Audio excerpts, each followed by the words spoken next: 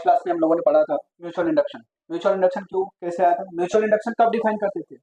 Pair of coils के लिए define करते थे। कैसे डिफाइन किया सर?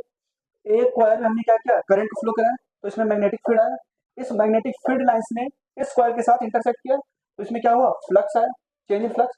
यहाँ पे जो करंट था वो इंक्रीज कर रहे थे ना, तो जो फील्ड लाइन इससे इंटरसेक्ट कर रही थी वो भी बदल रही थी over the period of time. जब फील्ड लाइन चेंज हो रहा है, जब फील्ड लाइन चेंज हो रहा है तो फ्लक्स भी चेंज हो रहा है। ये जो इंडक्टर रखा हुआ था ये क्या करेगा, चेंज का अपोज करेगा, तो करंट को इस डायरेक्शन में इंड्यूस कराएगा, अपोजिट डायरेक्शन करंट को इंड्यूस कराएगा। ठीक है, तो ये जो इंड्यूस्ड करंट है इसका चेंज का अपोज किया। ठीक है, अब ये जो फ्लक्स चेंज आया वो किसके डायरेक्टली प्रोपोर्शनल होगा, कितना करंट इसमें फ्लो करो। करंट अगर बढ़ाते जाओ, बातें बंद करो सभी लोग, करंट को इंक्रीज करते चले गए, फ्लक्स भी इंक्रीज होता गया। जब फ्लक्स इंक्रीज होता गया तो हमने क्या बोला, flux linkage with coil 2 due to current in coil 1 is directly proportional to current in coil 1। ठीक है, ये लिखा। ओके, फिर यहां से आपने प्रोपोर्शनलिटी को हटाया तो एक कांस्टेंट आया, आवाज नहीं आनी चाहिए बिल्कुल भी। यहां से आपने प्रोपोर्शनलिटी को हटाया, ठीक है, तो यहाँ पे क्या है, कांस्टेंट। जैसे आपको याद हो, जब एक कॉइल था सिर्फ, वो खुद के करंट का खुद ही अपोज कर रहा था, तो यहाँ पे क्या था, सेल्फ इंडक्टेंस। यहाँ पे क्या है, ये इस कॉइल में हमने करंट फ्लो किया तो इसमें चेंज हो रहा है, इसमें फ्लक्स चेंज हुआ तो इसने अपोज किया, तो इसने अपोज, इसमें जो फ्लक्स का चेंज है डायरेक्टली प्रोपोर्शनल टू किसके करंट के था, इसके। तो हमने प्रोपोर्शनलिटी कांस्टेंट लगाया, जिसको हमने क्या बोला, म्यूचुअल इंडक्टेंस। ये क्या है, mutual inductance of coil 2 with respect to coil 1। ठीक है, फिर कुछ बातें सीखी थी। म्यूचुअल इंडक्टेंस की एसआई यूनिट क्या होती है, वेबर पर एम्पियर या हेनरी। ठीक है, ये एक स्केलर क्वांटिटी है। म्यूचुअल इंडक्टेंस फ्लक्स और current passing through the coil पे डिपेंड नहीं करता था, इसमें कितना फ्लक्स पास करंट पास हो रहा है, कितना फ्लक्स का लिंकेज है। ठीक है, और it depends on their shape, size and there relative position. इनका शेप मतलब स्क्वायर है, सर्कुलर मतलब एरिया पे डिपेंड कर रहा है, लेंथ पे डिपेंड कर रहा है, और ये एक दूसरे से कितनी दूर है। अगर ये दूरी में बढ़ा दो तो जो फ्लक्स का लिंकेज इस कॉइल से कम हो जाएगा। क्या, जितना ही पास में ले आऊंगा, जितनी फील्ड लाइन निकलेंगे सब इससे इंटरसेक्ट होने लगेगी, दूर लेते चले गए, क्योंकि फील्ड लाइन यहाँ से निकल रही इस फॉर्म में, तो ये और कम फील्ड लाइन हो जाएगी। ठीक है, तो इनके रिलेटिव पोजीशन पे भी डिपेंड कर रहा है। ओके, ये सारी बातें हमने पढ़ी। अब जब फ्लक्स में चेंज आया है तो इंड्यूस ईएमएफ भी तो आया होगा, वो इंड्यूस ईएमएफ कितना होगा बताओ। सेल्फ इंडक्टेंस केस में क्या पढ़ रहे थे, minus L D I by D T, यहाँ पे क्या पढ़ेंगे, minus M D I by D क्या है। ठीक है, एक बात बताओ, करंट को चेंज किया था, करंट को चेंज किया तो मैग्नेटिक फील्ड में भी क्या हुआ, चेंज हुआ। मैग्नेटिक फील्ड में भी चेंज किया तो क्या हुआ, फ्लक्स में भी चेंज हुआ। फ्लक्स में चेंज हुआ तो क्या है अपने पास, इंड्यूस्ड ईएमएफ। तो आपको क्या हो जाना, खुश हो जाना, बिल्कुल बधाई हो, इंड्यूस्ड ईएमएफ हुआ है ना। ओके, ऐसे बोलो, करंट में चेंज तो मैग्नेटिक फील्ड में चेंज, मैग्नेटिक फील्ड में चेंज तो फ्लक्स में चेंज, फ्लक्स में चेंज तो इंड्यूस्ड ईएमएफ आ गया, है ना। आप खुश हो गए सर, काम हो गया। ठीक है, मैग्नेटिक फील्ड में चेंज हुआ तो फ्लक्स में चेंज हुआ, फ्लक्स में चेंज हुआ तो इंड्यूस ईएमएफ आया। अब वो जो इंड्यूस ईएमएफ आया, induce EMF in coil 2 due to current in coil 1 बराबर minus mutual inductance of coil 2 with respect to coil 1 into D pi by D I by D T. कौन सा current, I1। कौन सा current change हो रहा था जब EMF आया, फर्स्ट कॉइल में ना, ये लिखोगे, ये आएगा आपका इंड्यूस ईएमएफ। भाई सेल्फ इंडक्टेंस में क्या लिखते थे, minus L D I by D T. अब मुझे ये सब लिखना पड़ेगा। ठीक है, फोर्स जैसे लिखते थे, फोर्स ऑन टू बाई 1, वैसे EMF induce into due to coil 1, ये आएगा आपका। तो भाई वो अब मैं सेकंड कॉइल में करंट फ्लो कर रहा हूँ, फर्स्ट कॉइल को जितनी रख देता, तो इसका रिवर्स भी सही होता है। ठीक है, EMF induced in coil 1 due to 2 is equal to minus mutual inductance of coil 1 with respect to 2 into D I2 by dt। ये भी सही है। ठीक है,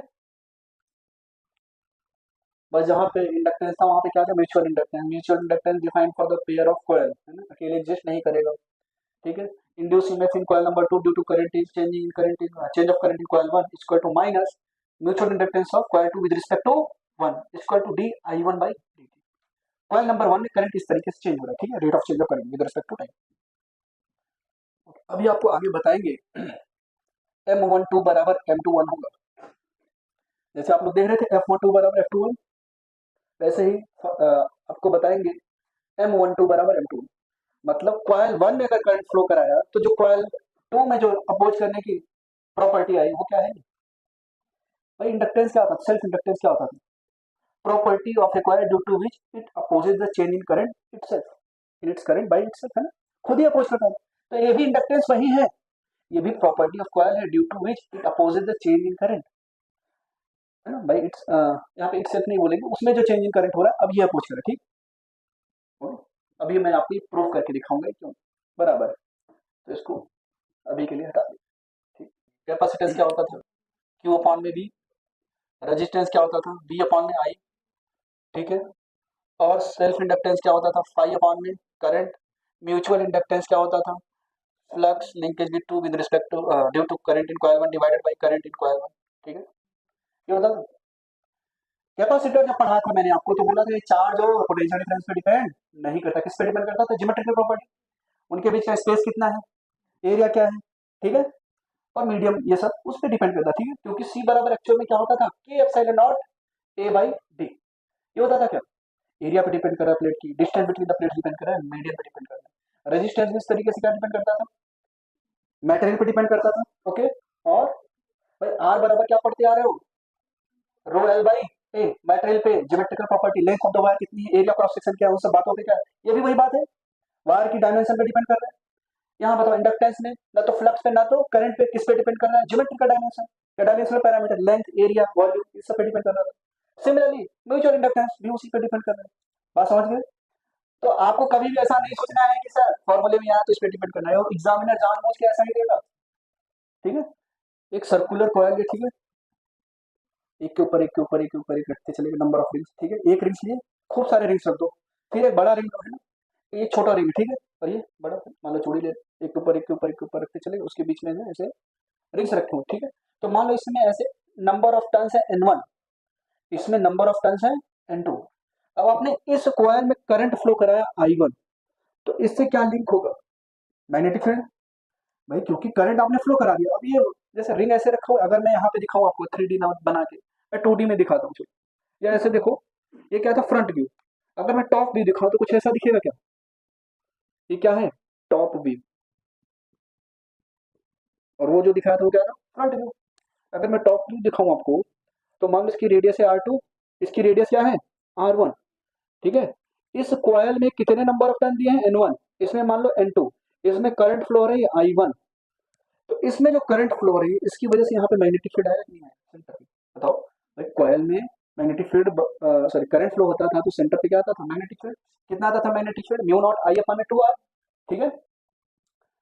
अब हमसे पूछा बताओ इसका म्यूचुअल, दो ही कॉइल, दो कॉइल है, अब यहाँ पे म्यूचुअल इंडक्टेंस डिफाइन कर सकते हो कि नहीं? तो बताओ म्यूचुअल इंडक्टेंस क्या है? Mutual inductance of coil 2 due to coil, sorry with respect to coil 1 equal to flux linkage with coil 2 due to current in coil 1 divided by current in coil 1। ऐसे लिखोगे। अब फ्लक्स लिंकेज विद कॉइल 2 करके क्या लिखोगे बताओ? N2 number of turns in coil 2 into magnetic field at the centre due to coil 1। किसका magnetic field? यहाँ पे B1 का, ठीक है, into area of coil 2। Area of the coil 2 क्या होगा? A2 भाई, पाई R2 स्क्वायर। इतने से ही तो फील्ड लिंक होगा। A2 मान लो इसका एरिया है, इसका एरिया मान लिया हमने A1, यहाँ पे लिखो डिवाइडेड बाय, अच्छा, cos theta divided by I1। अच्छा यहाँ बताओ थीटा क्या लिखेंगे? थीटा की वैल्यू क्या होगी? क्या होगी? 0 डिग्री होगी। क्यों? क्योंकि सर इसका जो एरिया वेक्टर है परपेंडिकुलर टू द प्लेन, ऐसा लेना जिस डायरेक्शन में मैग्नेटिक फील्ड है, area vector perpendicular to the plane, inward या आउटवर्ड। मैग्नेटिक फील्ड भी इनवर्ड है और एरिया वेक्टर परपेंडिकुलर है, पैरेलल हो गया यहाँ पे, ठीक है। तो यहाँ पे थीटा 0 ले लोगे। अब मैं ये सब नहीं लिखूंगा बार बार, है ना। अब आपको इतना होशियार हो जाना पड़ेगा। N2B1 बताओ, कॉइल 1 की वजह से सेंटर मैग्नेटिक फील्ड क्या है, जिसमें नंबर ऑफ टर्न्स कितने दिए हैं? N1। तो क्या लिखोगे? सॉरी ये तो N2 है। N1 mu not I1 upon में 2R1, ये लिखूंगा क्या? Into A2। बताओ इसका एरिया क्या होगा? इसका एरिया क्या होगा, पाई R2 स्क्वायर डिवाइडेड बाई, और cos 0 degree divided by I1, I1 से I1, ठीक है। चलो, तो क्या आया, M21 क्या है, जल्दी से म्यू नॉट, बताओ, mu naught N1 N2 pi R2 square, है ना, डिवाइडेड बाई 2R1, यह है क्या, ठीक है। अच्छा, यहाँ पे कंडीशन आप लोगों को लिखनी है, जो R2 की वैल्यू है वो R1 से बहुत ही छोटी है वो, ठीक है। मतलब R2 कुछ ऐसा है और R1 ऐसा है। क्यों सर ऐसा, क्योंकि भाई अगर छोटा रहेगा तभी हम यूनिफॉर्म मैग्नेटिक फील्ड ले सकते हैं, ये अप्रोक्सीमेटली इक्वल होता है। अगर रीजन को बड़ा कर दिया तो सेंटर से दूर जा रहे हो ना, फील्ड लाइन निकल तो रही है लेकिन अब नॉन यूनिफॉर्म डिस्ट्रीब्यूशन है, समझ गए। सेंटर पे अब बिल्कुल बहुत ही छोटी रेडियस है, तो जितनी फील्ड लाइन इन्वर्ट जा रही है वो बिल्कुल ऐसा लगेगा सर यूनिफॉर्म आ रही है सामने की तरफ, फील्ड की जो डेंसिटी है सभी जगह यूनिफॉर्मली डिस्ट्रीब्यूटेड। अब जैसे ही आप बड़ा कर दोगे सर, सेंटर के पास फील्ड लाइन की डेंसिटी ज्यादा है, जैसे जैसे दूर जाओगे फील्ड लाइन की डेंसिटी कम होती चली जाएगी। इसलिए हमने क्या बोला, R2 की वैल्यू R1 से बहुत छोटी है, ठीक है। वो कई बार पूछ लेता प्रोपोर्शनल टू किसके होगा, वो कई बार क्या पूछ लेता है, प्रोपोर्शनल टू किसके होगा, तो क्या बोलोगे, R2 स्क्वायर बाई R1 का R1, ठीक है। मतलब जो छोटा है छोटा स्क्वायर डिवाइडेड बाय बड़ा, ठीक है। ये आपका mutual inductance linked with coil 2 due to current in coil. अगर कोई मीडियम में इंसर्ट कर देता तो, अगर मैं कोई मीडियम में इसमें इंसर्ट कर देता तो यहाँ पे म्यू नॉट की जगह क्या लिखते हैं, म्यू, और म्यू क्या होता है, mu not into mu R, ठीक है। तो लिख लो यहाँ पे for any medium, for any medium जो म्यूचुअल इंडक्टेंस इन कॉइल 2 है विद रिस्पेक्ट टू 1, वो आएगा mu not into mu R, है ना। अगर मान लो मीडियम का डायरेक्ट आपको क्या दे रहे हैं, परमेबिलिटी, तो यहाँ पे ये म्यू ही है, लिख देता हूँ।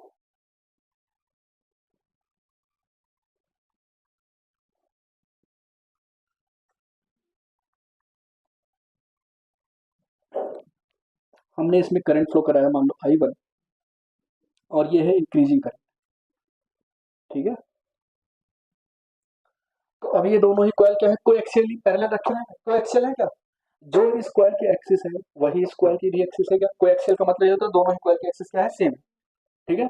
अब मान लो इसका जो लेंथ है इस इंडक्टर का या सोलेनॉइड का L है, इसका जो एरिया है वो A है, और इस पे जो नंबर ऑफ टर्न्स है N1 है, और इसमें जो नंबर ऑफ टर्न्स है क्या है N2, ठीक है।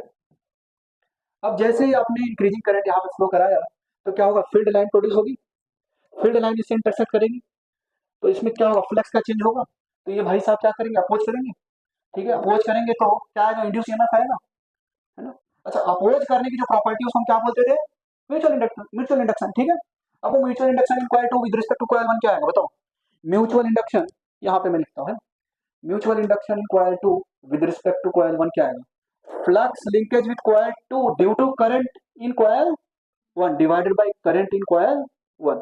अब फ्लक्स कैसे लिखते थे, फ्लक्स ऑफ कॉइल 2 क्या लिखोगे, N2 B1 A2 cos theta divided by I1, ये लिखोगे क्या, उसका फ्लक्स चाहिए ना अपने को, उस कॉइल से कितना फ्लक्स लिंक है, φ2 मतलब किसका कॉइल, किसका फ्लक्स, सेकंड कॉइल, समझ पा रही है। N2 कितना है भाई, वो तो N2 ही है सर, B1 कितना है, mu not N number of turns per unit length, कितने नंबर ऑफ टर्न्स है N1, लेंथ कितना है L, तो क्या लिखोगे N1 by L into I1, ये लिखते थे क्या, ठीक है। इसकी वजह से magnetic field I into area of the, क्या है एरिया A, A2 क्या है भाई, A ही तो है, A1 भी A है और A2 भी A, A1 बराबर A और A2 बराबर भी A है। चलो, cos 0 डिग्री, क्योंकि एरिया वेक्टर और मैग्नेटिक फील्ड वेक्टर क्या हो जाएंगे, parallel, divided by I1, I1 से I1 कैंसिल, तो जो mutual inductance of coil 2 with respect to coil 1 है वो क्या है, mu not N1 N2 into A divide by L, ये लिख सकता हूँ क्या, ये आ गया क्या, ठीक है। इसका रिवर्स सही था, अगर मैं इसमें करंट फ्लो ना कराऊँ, सिर्फ इसमें करंट फ्लो कराऊंगा, सिर्फ इसमें करंट फ्लो कराऊंगा, तो क्या लिखूंगा, mutual inductance of coil 1 with respect to coil 2, ठीक है। अगर मान लो सिर्फ और सिर्फ इसमें करंट फ्लो करा था, तो mutual inductance of coil 1 with respect to coil 2 equal to flux linkage with coil 1 with respect to current in coil 2 divided by current in coil 2, तो भी यही आता, तो भी यही आता, ठीक है। देखो लिख लो आपने, चलो अगर मान लो मैंने इसमें करंट फ्लो नहीं करा, सेकंड सिनेरियो, तो M12 क्या लिखोगे, M12 बराबर flux in coil 1, flux linkage with coil 1 due to current in coil 2 divided by current in coil 2, बताओ क्या आएगा, N1 B2 A1 cos theta divided by I2, चलो बताओ, N1 B1 की B2 की वैल्यू क्या होगी, mu naught N2 by L into area A है, cos थीटा यहाँ पे क्या लिखोगे, cos 0 degree divided by I2, अच्छा यहाँ पे I2 लिखना भूल गए, I2 से I2, तो mutual inductance of coil 1 with respect to coil 2 क्या आ जाएगा, mu not N1 N2 A divided by L, क्या सेम सेम दिख रहा है, इसलिए मैंने बोला था अगर इसमें करंट मान लो I2 जा रहा है, इसमें कुछ भी नहीं, ठीक है, इसमें कोई भी करंट फ्लो नहीं है, तो ये आया, और दोनों ही सेम है क्या, ठीक है। अच्छा अगर इसमें जो करंट जाता, मान लो इसमें I2 जाता, ठीक है, फॉर एग्जांपल इसमें I2 जाता, ओके, फॉर एग्जांपल इसका सेल्फ इंडक्टेंस क्या लिखते हैं आप, इसके लिए सेल्फ इंडक्टेंस क्या डिफाइन करते हैं, अभी तो सिर्फ और सिर्फ सर एक ही उसमें जा रहा था करंट, अगर इसमें जा रहा तो इसकी वजह से इसमें लिंक होगा, तो इसमें चेंजेस आएंगे, तो ये लिख दिया हमने म्यूचुअल इंडक्टेंस, वो कुछ करेगा ना। अच्छा अगर सेल्फ इंडक्टेंस में इसका लिखता तो क्या लिखता, एल, हाँ, 5 अपॉन में I2, ये लिखते, 5 कितना होता है इसका, N2 बी इंटू ए लिखते हैं ना, N2 B2 A2 cos theta divided by I2, तो क्या आता, mu naught N1 N2 into A divided by L, यही आता क्या, इसका क्या आता, सिमिलरली इसका भी यही आता, नहीं नहीं म्यू नॉट B2 क्या है,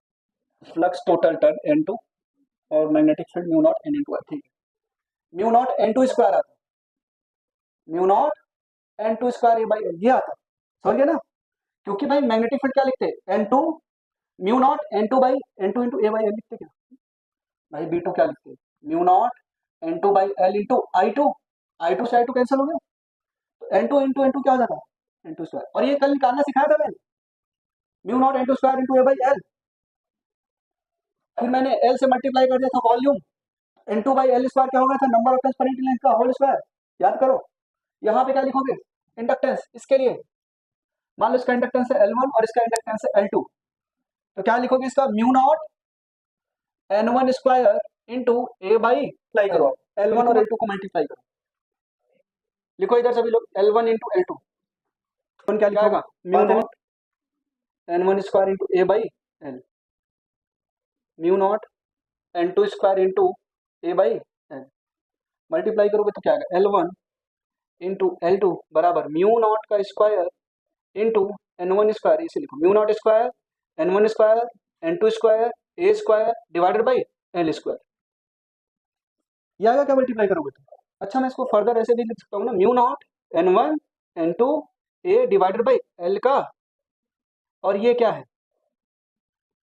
म्यूचुअल इंडक्टेंस है क्या, ठीक है, तो क्या लिखोगे, L1 इंटू L2 बराबर म्यूचुअल इंडक्टेंस का होल स्क्वायर, ठीक है, अब वो कुछ भी हो सकता है, mutual inductance of 1 with respect to 2 या mutual inductance of 2 with respect to 1, दोनों ही सेम आए थे ना बराबर, तो मैं ऐसे लिख सकता हूँ, तो यहाँ से अगर मैं फर्दर सिंप्लीफाई करूंगा तो क्या लिखूंगा, सभी लोग इधर ध्यान दीजिए, M square equal to L1 into L2, M की वैल्यू क्या है, रूट में L1 और L2, जो म्यूचुअल इंडक्टेंस आया वो क्या है, रूट में, इसको हम, ये म्यूचुअल इंडक्टेंस तब आता है in case of ideal coupling, ठीक है, जितने भी फील्ड लाइन फर्स्ट कॉइल से निकल रहे हो पूरी की पूरी इससे इंटरसेक्ट हो जाए, सेकंड कॉइल से पास हो जाए, तो हम क्या बोलते हैं, आइडियल कपलिंग, ठीक है, जितनी फील्ड लाइन यहाँ से निकली वो पूरी की पूरी इससे इंटरसेक्ट या पास हो गई, तो ये कौन सा है, फॉर आइडियल कपलिंग, ये लिखो mutual inductance,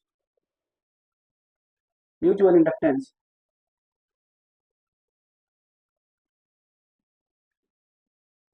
mutual inductance in case of ideal coupling. Ideal coupling, क्या आइडियल कपलिंग पॉसिबल है? नहीं, नेचर में आइडियल जैसी चीजें कुछ होती नहीं, ठीक है ना, सब में कुछ ना कुछ कमियां होती है। देखो ये क्या है, mutual inductance in case of ideal coupling. तो जनरली क्या आता है यहाँ पे, देखो general in case in general है, तो लिखेंगे हम यहाँ पे इसके आगे in general, in general for magnetically coupled coil, for magnetically coupled coil, in general for magnetically coupled coil. जो म्यूचुअल इंडक्टेंस आता है ना, वो आता है के टाइम्स रूट में L1 L2, ये आता है, ठीक है, ये आता है, ठीक है। ये L1 क्या है, सेल्फ इंडक्टेंस ऑफ कॉइल 1, ये सेल्फ इंडक्टेंस ऑफ कॉइल 2। के यहाँ पे है कपलिंग फैक्टर, इधर ध्यान दो सभी लोग, के यहाँ पे है कपलिंग फैक्टर, और ये जो कपलिंग फैक्टर है इसकी जो वैल्यू है वो 1 से छोटी या बराबर और 0 से बड़ी या बराबर होती है, ठीक है। ये कपलिंग फैक्टर की वैल्यू, अगर के की वैल्यू 1 हो गई तो हम क्या बोलते हैं, आइडियल कपलिंग हुई है। कैसी कपलिंग हुई है, आइडियल कपलिंग। देखो यहाँ पे के की वैल्यू, तो के की वैल्यू 1 होगी तो आइडियल कपलिंग, के की वैल्यू 0 होगी तो नो कपलिंग, ठीक है। तो वहां पे के की वैल्यू 0 है, ठीक है। चल अब देखो, तो ये जो कपलिंग फैक्टर है कई चीजों पे डिपेंड कर रहा है, ठीक है। Orientation of the coil, coil का ओरिएंटेशन कैसा है, तो फर्स्ट केस देखेंगे इसमें। फर्स्ट केस,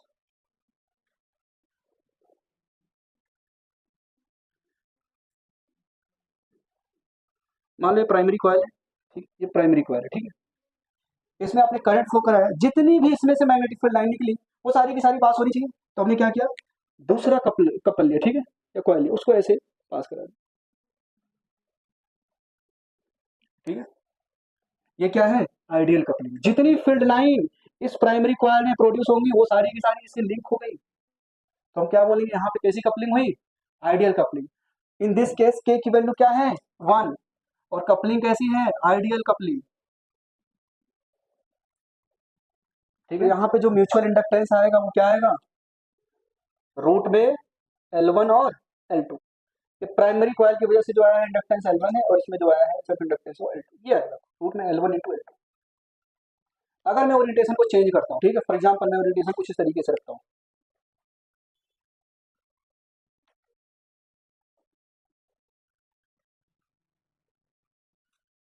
मान लो ये प्राइमरी कॉइल है और ये सेकेंडरी कॉइल है, ठीक है। इसका इंडक्टेंस है L1 और इसका इंडक्टेंस है L2। तो बताओ जितनी भी फील्ड लाइन यहाँ से निकलेंगी क्या वो सारी की सारी इससे इंटरसेक्ट कर रही है क्या, नहीं कर रही ना, तो यहाँ पे के की वैल्यू क्या है, लेस देन 1। तो यहाँ पे जो म्यूचुअल इंडक्टेंस है क्या आएगा, के रूट में L1 L2, और के की वैल्यू लेस देन 1 है तो क्या आएगा, लेस देन रूट में L1 L2। समझ में आ रहा है, के की वैल्यू जो भी है सर 0.8 0.6 यहाँ पे पुट कर देना, तो क्या निकलेगा, म्यूचुअल इंडक्टेंस, क्या है। चलो थर्ड देखो, थर्ड मोस्ट इंपॉर्टेंट है, तो अभी लिखना स्टॉप करिए, एक बार देख लीजिए।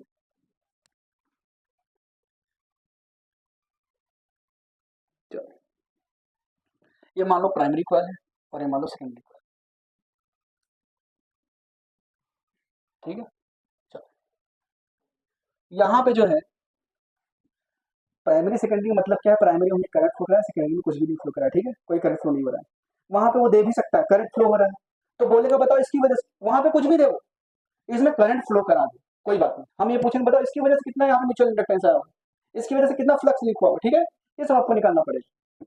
खैर अब बताओ क्या होगा, फील्ड लाइन मान लो ऐसे परपेंडिकुलर निकलेंगे क्या, अलोंग द एक्सिस होती थी सॉलिनॉइड के, बात नहीं, फील्ड लाइन ऐसे निकल रही, क्या इससे लिंक होगा, इसका एरिया वेक्टर क्या होगा, परपेंडिकुलर हो गया फील्ड लाइन की, सर ये एरिया वेक्टर है, ये परपेंडिकुलर है। अगर मैं यहाँ पे लिंक्ड फ्लक्स निकालूंगा तो क्या आएगा, flux link linkage with through two due to current in coil 1, क्या आएगा भाई, क्या लिखते थे आप लोग, N2 B1 A2 cos theta, ये लिखते, थीटा यहाँ पे क्या है 90 डिग्री, तो क्या लिखोगे, N2, इसमें मान लो N2 है, ये N1 है, ठीक है, इसका एरिया मान लो A2 है, इसका एरिया मान लो A1 है, ठीक है। N2 B1 A2 cos 90 degree.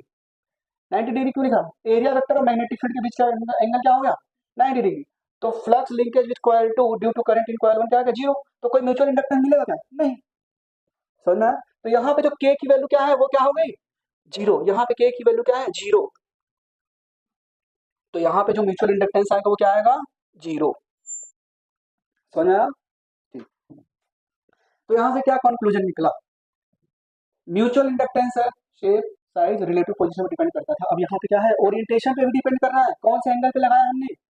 ठीक है, तो क्या लिखोगे? Mutual inductance also depends on the orientation. और जो कपलिंग फैक्टर उसको हम ऐसे भी निकालते हैं। ठीक है, कई बार आपको दे देगा सेकेंडरी को ऐसे लिंक फ्लक्स इतना है और प्राइमरी को ऐसे लिंक फ्लक्स दिस वेबर है, तो आपको रेशियो निकाल लेना है, तो आपको क्या मिल जाएगा? Coupling factor. ठीक है, mutual inductance of two coaxial solenoid. इस पे number of turns per unit length दिया हुआ है N1 और ये जो सोलेनॉइड इसका लेंथ दिया हुआ है L1। ठीक है, और एक्सिस से ये जो दूरी है इसकी रेडियस है R1 दिया हुआ। ठीक है, और ये जो दूरी है ये दिया हुआ है आपको R2, और ये जो स्मॉलर सोलेनॉइड है इसका लेंथ दिया हुआ है L2।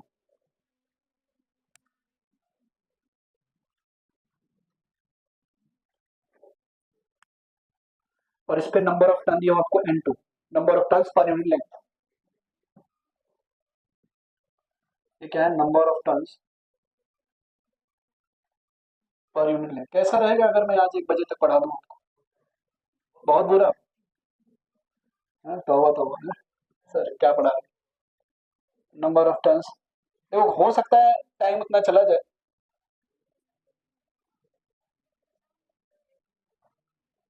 Number of turns per unit length in second पर। ठीक है, अब मान लो इसमें करंट अपने फ्लो करा है I1, M21 लिखने चल। बताओ mutual inductance of coil 2 with respect to coil 1 क्या लिखोगे? Flux linked with coil 2 due to current in coil 1 divided by current in coil 1। एक मिनट रुक जाओ, आप लोग ना डायग्राम वगैरह बनाना मत करो, उसके लिए स्पेस छोड़ दूंगा। ठीक है, घर पे जाना फिर से बनाना। ठीक है, mutual inductance of coil 2 with respect to coil 1 क्या लिखोगे? Flux linked with coil 2 due to current in coil 1 divided by current in coil 1। ये करंट क्या है? इंक्रीजिंग है। ठीक है, मान लो ये करंट क्या है? इंक्रीजिंग है। ओके, तो यहाँ पे क्या लिखोगे? Flux linked with coil 2 due to current in coil 1। तो फाई 2 क्या लिखोगे? N2 D1 A2 cos theta divided by I1। ये लिखोगे क्या भाई? Phi 2 flux. बताओ अगर मैं लिखना चाहूँ फाई 2 इसकी वजह से, यहाँ पे लिखना फाई 2 क्या लिखूंगा? इसमें फ्लक्स लिंक किसकी वजह से आया था? मैग्नेटिक फील्ड इन कॉइल 1। इसका एरिया पूरा सेक्शन ये होगा पाई R2 स्क्वायर। तो यही तो लिखोगे N2 D1, तो फाई 2 इसका मान लो, और ये इसके लिए क्या लिखोगे? फाई 1 2। चलो बताओ यहाँ पे क्या है? N2 B1 क्या लिखूंगा? N2 B1 क्या होगा? Mu naught N1 into I1।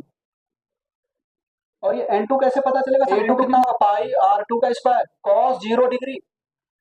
0 क्यों हुआ? इसकी वजह से जो मैग्नेटिक फील्ड आएगा एक्सिस के अलॉन्ग आएगा, और इसका एरिया वेक्टर भी एक्सिस के अलॉन्ग। भाई अगर इसकी वजह से आपने निकाला मैग्नेटिक फील्ड इस तरफ है, मैग्नेटिक फील्ड इस तरफ है बड़े वाले सोलेनॉइड की वजह से, तो जो छोटा वाला कॉइल है सोलेनॉइड उसका एरिया वेक्टर क्या है? यही परपेंडिकुलर होगा एरिया के, जो एरिया वेक्टर है सरफेस एरिया के परपेंडिकुलर। एरिया वेक्टर और मैग्नेटिक फील्ड वेक्टर क्या होंगे? पैरेलल होंगे। ठीक है, डिवाइडेड बाय I1। I1 से I1, तो mutual inductance of 2 with respect to coil 1 क्या है? N2 को क्या लिखेंगे? Number of turns in coil number 2। Number of turns per unit length क्या दिया था? N2, small N2। तो कैपिटल N2 क्या है? N2 into L2। समझ में आ गई? भाई नंबर ऑफ टर्न्स निकालना है तो नंबर ऑफ टर्न कैसे निकालते थे? नंबर ऑफ टर्न पर यूनिट लेंथ इनटू लेंथ। तो इस कॉइल में जो ब्लू ब्लू से जो बना है, बताओ इसमें नंबर ऑफ टर्न्स कितने हैं? N2, और इसकी लेंथ कितनी है? L2। समझिए भाई, number of turns per unit length यही तो होता था स्मॉल n, और N2 पूछा है, N2 डिवाइडेड बाय L2, तो N2 चाहिए अपने को, तो N2 इंटू। ठीक है, तो क्या मैं यहाँ पे डायरेक्ट पुट कर दूं क्या? तो mutual inductance equal to N2 into L2 mu not N1 mu not N1 pi R2 square. ये आएगा क्या? ठीक है, इसको थोड़ा सा अरेंज करेंगे। Mutual inductance of coil 2 due to coil 1 equal to mu not N1 N2 pi R2 square into L2। यह है क्या, ये एज ए क्वेश्चन ट्रीट कर सकते हो। अगर कोई मीडियम फिल कर देता तो यहाँ पे क्या लिखते हैं, mu R into naught for any medium. अगर मैं लिखूं for any medium, for any medium, तो mutual inductance of two with respect to क्या आएगा, mu naught mu R N1 N2 pi R2 square L2। याद नहीं करने की जरूरत है, ठीक है, ये हमने रिजल्ट आपको यहाँ पे स्टेब्लिश कर दिया। ये रिजल्ट याद करने की जरूरत नहीं, बस तरीका पता होना चाहिए। यहाँ से आ रही सारी चीजें, परेशान किया है। अच्छा, अब इसमें करंट नहीं फ्लो करा रहे, ठीक है, अब इसमें करंट फ्लो करा रहे, इधर ध्यान दो, I2। अब मैं पूछ रहा हूँ म्यूचुअल इंडक्टेंस। अच्छा, इस केस में जो है ना M12 और M21 बराबर नहीं होंगे, ठीक है, क्योंकि दोनों का एरिया अलग अलग है, ठीक है। चलो, अगर मैं बोलूँ mutual inductance of coil 1 with respect to 2 बताओ, तो क्या बोलोगे, flux linked with coil 1 due to current in coil 2 divided by current in coil. ये आपको पता होना चाहिए, ठीक है, ये पता था। फ्लक्स क्या था, flux of coil 1, flux linked with coil 1 due to current in coil 2, तो N1 D2 A1 divided by, अच्छा यहाँ पे cos थीटा लिखा हुआ है, ठीक, बताओ क्या है। अच्छा, आपको बताओ A1 क्या मैंने सही लिखा है क्या, अगर पूरा एरिया बराबर होता तो सही था, एरिया कम है। अब बताओ फील्ड लाइन, इधर ध्यान दो सभी लोग, क्या कॉइल नंबर या सॉलिनॉइड नंबर 1 में कोई करंट फ्लो रहा है क्या, नहीं, किसमें फ्लो करा है, ये स्मॉल कॉइल, ठीक है। यहाँ पे I2 current flow, magnetic field सिर्फ और सिर्फ इनसाइड द सोलेनॉइड एग्जिस्ट करेगा क्या, क्या इसके बाहर एग्जिस्ट करेगा, नहीं करेगा ना, ठीक है। चलो, मतलब अगर R की वैल्यू R1 से ज्यादा हो गई, सॉरी R2 से ज्यादा हो गई, तो मैग्नेटिक फील्ड क्या करेगा, क्या अगर मैं बोलूं चलो एक्सिस से R डिस्टेंस की दूरी पे जाओ, क्या इस रीजन में मैग्नेटिक फील्ड है क्या, तो कितने एरिया में मैग्नेटिक फील्ड था, सर इतने ही एरिया में तो मैग्नेटिक फील्ड है, इतने एरिया में, तो इतना ही एरिया लेंगे ना, और ये एरिया किसके बराबर है, सेकंड कॉइल के एरिया के बराबर, ठीक है, समझ में आया भाई। जब R यहाँ पे A2 क्यों लिया, A2 क्यों लिया है, चलो अभी बताते हैं, ठीक है, अभी तो ये फॉर्मूला लिखो। जब R की वैल्यू ग्रेटर देन R1 है, जब R की वैल्यू ग्रेटर देन R1 है, इधर ध्यान दो, कोई भी बात नहीं करेगा, तो मैग्नेटिक फील्ड क्या आएगा, जीरो आएगा क्या, क्योंकि भाई सोलेनॉइड के बाहर कोई फील्ड लाइन नहीं है। जब R की वैल्यू, सॉरी R1 नहीं R2, जब R की वैल्यू लेस देन R2 है, तो मैग्नेटिक फील्ड क्या है, जीरो नहीं है, तो मैग्नेटिक फील्ड क्या होता था, mu naught N into I, यही लिखोगे, ठीक है, समझ में आया, यहाँ पे वैल्यू पुट कर, तो कितने एरिया में फील्ड फ्लक्स लिंकेज होता, ये यही बात, इतना ही एरिया लेंगे ना, बाकी के एरिया में सिर्फ फील्ड ही लाइन नहीं है, तो कहाँ से निकालोगे, ठीक है, इसलिए हमने यहाँ पे क्या रख दिया था, A2। तो दिमाग में बिल्कुल रखना है कि यहाँ पे A2 कब आएगा, A1। ये जेई मेंस लेवल का क्वेश्चन है, ठीक है, आप लोगों के लिए सिंपल है, ठीक, आंख बंद करके, सर छोटे का स्क्वायर डिवाइडेड बड़ा, बस आंख बंद करके, ये मैं एक जनरल केस बता रहा हूँ, क्योंकि जैसा ट्रेंड था पिछली बार है ना, तो बिल्कुल भी सावधान रहना है। तो M12 क्या आएगा, जल्दी से बताओ, N1 कितना होगा, N1 number of turns into length, small N1 into L1, ये लिखूंगा क्या, ये number of turns in coil number 1 पूछा है, तो नंबर ऑफ टर्न पर यूनिट लेंथ इनटू L1, ये समझ में आ रहा है कि नहीं,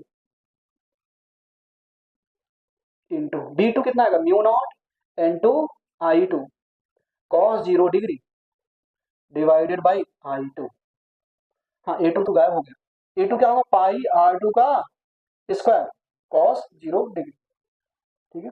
तो इसमें आप लोग स्टार मार्क कर लेना, बाकी जो भी पढ़ते चले आ रहे थे वो सभी केसेस में जो एरियाज थे, क्या आपने देखा हमने वहां पे निकाला था क्या, M12 बताओ, वहां पे M21 निकाला था, ठीक है, M12 नहीं पूछा था, है ना, क्योंकि वहां पे फिर वही उतना जो सर्कल था, तो फर्स्ट मैंने क्या बोला था, mutual inductance due two concentric circular coil, उसमें क्या पूछा था, M21 निकाला था। अगर मैं M12 निकालता, मतलब कॉइल नंबर 2 में करंट फ्लो कर रहा था, वो 1 में निकालता, तो वहां पे एरिया कितना लेना पड़ता, कॉइल नंबर 2 का ही एरिया, क्योंकि उतने ही रीजन हमें मैग्नेटिक फील्ड मिलता, बाकी का रीजन तो बेकार हो गया। I2 से I2, तो M12 क्या है, mu not N1 N2 pi R2 square into L1, यह आएगा क्या, इसके पहले क्या आया था, mu naught N1 N2 pi R2 square into L2। अगर एरिया बराबर होता तो यहाँ पे क्या लिखते, पाई R1 स्क्वायर। एरिया बराबर हो गया तो सर R1 और R2 तो बराबर हो गया ना, ठीक है। चलो ये केस नंबर 2 है, ठीक है। फर्स्ट पढ़ा, सेकंड, अब थर्ड पढ़े। चलो चलो केस नंबर थर्ड कर लो, इसको केस 2 नाम दे दो, और जो उसके पहले उसको केस 1 लिख दो, ठीक है, उसको केस 1 करो। इफ L1 बराबर L2 बराबर L एंड R1 बराबर R2 बराबर R, तो म्यूचुअल इंडक्टेंस क्या आएगा, mu not N1 N2 pi R square into L। R1 बराबर R2 R है और L1 बराबर L2 L है, तो ये आएगा म्यूचुअल इंडक्टेंस, ठीक है। चलो नोट डाउन करो, यहाँ पे समझ रहे हैं क्या बोल रहा है, L1 बराबर L2 मतलब दोनों ही सोलेनोइड की लेंथ बराबर है और दोनों ही सोलेनोइड की रेडियस बराबर हो गई, एक दूसरे के मतलब कपलिंग क्या हो गया, 1, कपलिंग फैक्टर की वैल्यू 1 आ जाएगी, ठीक है, समझ लो, ठीक है। दो कॉन्सेंट्रिक स्क्वायर है, कॉन्सेंट्रिक का मतलब दोनों स्क्वायर का सेंटर क्या है, सेम है, ठीक है, और उस स्क्वायर का हमें फाइंड आउट करना है म्यूचुअल इंडक्टेंस बी इज, तो देखो is much much greater than B, ये क्वेश्चन में आपको दिया हुआ है। ऐसा क्यों, क्या बताओ जरा, ऐसा क्यों दिया है क्वेश्चन, ताकि जो सेंटर मैग्नेटिक फील्ड है ना वो यूनिफॉर्म हम एज्यूम कर सके, ठीक है। अगर ये बहुत ही छोटा होगा, मतलब इन रियलिटी पे ये बहुत ही छोटा है इतना, अगर सेंटर पे यूनिफॉर्म मैग्नेटिक फील्ड होगा तो जो हम म्यूचुअल इंडक्टेंस निकालें वो एग्जैक्टली जो हमारी वैल्यू है उसी के बराबर। अगर बड़ा कर दिए तो मैग्नेटिक फील्ड की डेंसिटी जैसे जैसे दूर जाएंगे नॉन यूनिफॉर्म आएगी, अलग अलग आएगी, जो म्यूचुअल इंडक्टेंस है वो रियल में जो हमने निकाला उसके बराबर नहीं आएगी, ठीक है, इसलिए वो क्वेश्चन में दे देता है। तो म्यूचुअल इंडक्टेंस बताओ of coil 2 with respect to coil 1, तो flux of coil 2, flux linkage in coil 2 due to current in coil 1 divided by current in coil 1। चलो बताओ flux linked with coil 2 due to current in coil 1 क्या आएगा, अर्सलन बताओ क्या आएगा, flux linkage with coil 2 due to current in coil 1 क्या आएगा, आप लोग बताओ क्या लिखूंगा, बताओ N2 B1 A2 cos theta divided by, चलो क्या यहाँ पे नंबर ऑफ टर्न्स को दिया क्या, नहीं, 1 लेंगे, एक ही तो है, कुछ नहीं बताया तो बस एक ही तो है सिर्फ, N2 की वैल्यू कितनी है 1, तो यहाँ पे फिलहाल के लिए हम लोग 1 लेंगे। B1 की वैल्यू क्या है सेंटर पे, सभी लोग बताओ